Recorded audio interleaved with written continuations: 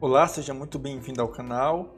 Nesse vídeo vamos falar sobre os EX Helpers, né? Helpers são funções auxiliares que vão nos ajudar a trabalhar ali com EX, né? Então, por ser um vídeo sobre o EX, vamos trabalhar profundamente aqui dentro do EX. Então, começando, abrindo aqui o meu EX, estou usando nesse momento o Erlang OTP 25, né? E o Elixir 1.14, que é a versão um pouco mais recente aí do Elixir.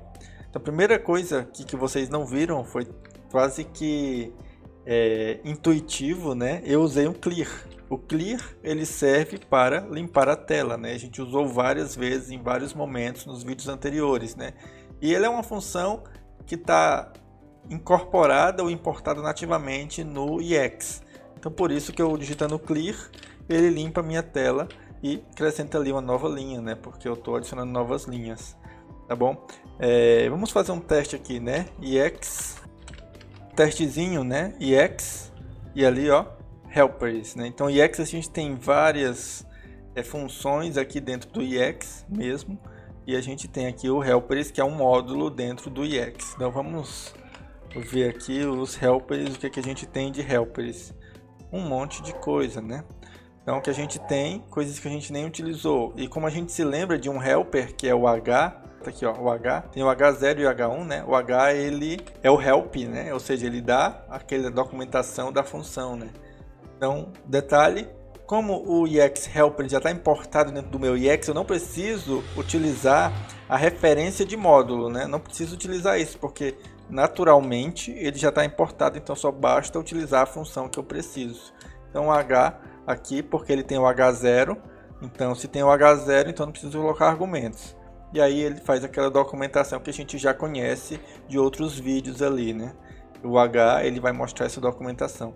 Uma coisa interessante é que ele já está aqui trazendo algumas documentações aqui sobre algumas funções, né? O B, ele imprime um callback, então tem várias coisas que inclusive muitas delas eu não usei, para ser muito sincero. O que a gente utiliza bastante é o clear, limpar a tela. Esse compile, quando a gente trabalha com mix, a gente usa o recompile, né? E se a gente está trabalhando diretamente com EX, sem nenhum tipo de projeto específico, a gente tem que utilizar o compile, e aí ele tenta localizar um arquivo .ex que está dentro da minha mesma pasta que eu estou rodando EX. No caso, eu vou fazer um pequeno teste. Vou sair aqui.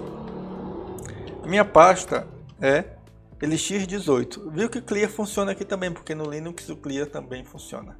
No Windows deve ser outro comando, mas no Linux é igual, tá? A minha pasta Elixir 18 não tem nada, mas se eu criar um pequeno projeto aqui, pequeno arquivo na realidade, né, que vai ser um módulo, vai ser test.ex,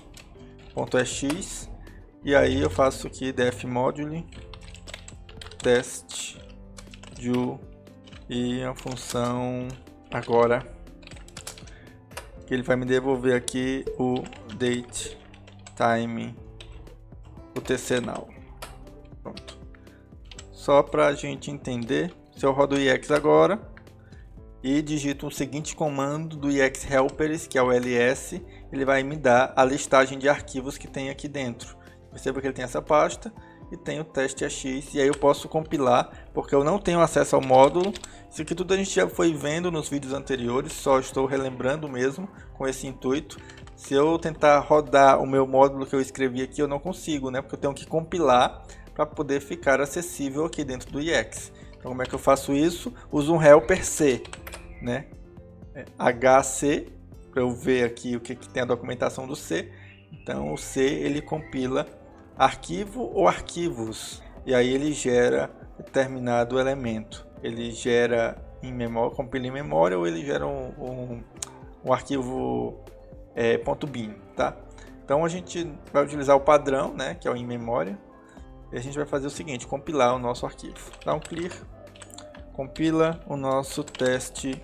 Opa, é um string teste.ex. Pronto, agora o nosso módulo teste com a nossa função agora está disponível para a gente, certo? Outra vantagem ou outra funcionalidade do EX é exatamente isso, ó.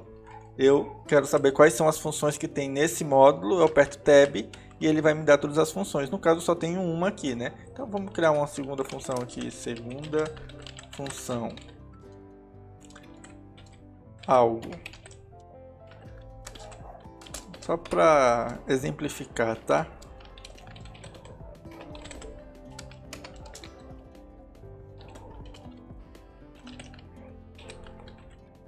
Pronto, salvei. Minha segunda função está disponível, não está, porque a gente já sabe que tem que compilar novamente. Então eu vou compilar novamente. Teste EX. O que acontece? Ele sobrescreveu o teste, o módulo teste que estava na memória. Então ele redefiniu, ele fez um hot swapping, ele setou uma nova função, um novo módulo teste aqui e esqueceu aquele outro, né? E agora esse novo módulo teste, que é o mesmo teste, que na prática é a mesma coisa, é o mesmo teste, né? Só está atualizado, né? Assim que a gente vê, né? Então ele tem agora o agora, ele tem a segunda função /0, tem a segunda função /1, né? Ué, porque ele tem duas funções /0 e /1. Isso aqui é aridade e já falamos em um vídeo anterior, o card vai estar aí na tela. E a aridade, ele diz, só um resumo aqui, tá? Ele diz o seguinte: eu posso usar nenhum argumento nessa função ou posso usar um argumento nessa função. E essa aridade ela foi criada automaticamente quando eu disse que o algo, que é o meu argumento algo, ele é opcional. Então, se eu não definir o algo, automaticamente esse algo vai ser 1. Então, meu teste agora tem 3 funções na prática, né? São 2 funções, né? Porque uma função tem 2 aridades.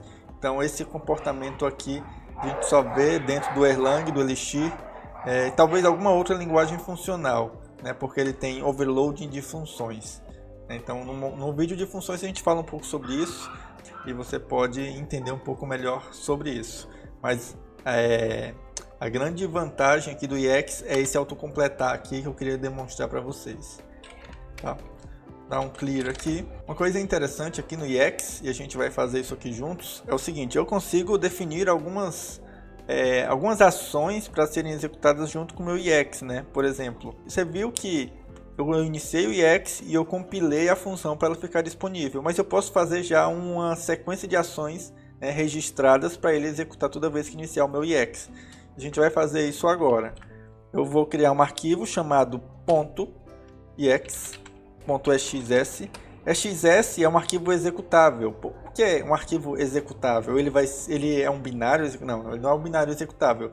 Ele é um executável, quer dizer, quando eu chamar esse arquivo, ele vai rodar e executar tudo que tiver dentro ali, todas as ações que tiverem dentro, né? Então a gente vai criar aqui uma chamada, vamos chamar aqui o compile, né? Para compilar o módulo teste.ex, tá? Então, teste.ex. E isso vai ser a nossa ação no ex.exs. E agora a gente vai executar aqui o ex. Vamos ver se isso vai funcionar. Ok. Vamos ver agora se o teste está disponível. Opa, o teste está disponível. Então, recapitulando, eu criei um arquivo .ex.exs. Esse arquivo aqui, ele executa toda vez que eu rodo um ex dentro desse diretório, né? Obviamente, eu estou no diretório Elixir 18. Então, toda vez que eu rodo o meu EX nesse diretório Elixir 18, por ele ter um .ex.exs, ele vai rodar tudo que tiver aqui dentro.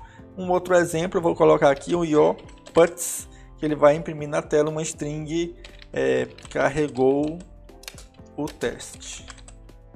Para a gente ter isso também aqui quando rodar o EX. Salvei, vamos rodar o EX. Opa, carregou o teste. Então mostrando aí realmente que ele está rodando todas as minhas pré-configurações aqui que eu defini para rodar com esse EX. Se eu quiser que essas pré-definições elas rodem em todo o meu EX, aí no caso do Linux eu coloco lá no home, né? Esse arquivo na pasta home. E aí vai dar certo, ele vai, com todo o EX ele vai pegar aqui minhas pré-definições, tá? Então, esse aqui é só um detalhe que, na realidade, quando a gente usa o mix, a gente acaba não precisando mais disso, né? Isso aqui é quando a gente vai fazer um projeto aqui à força bruta mesmo, na mão, tudo na mão.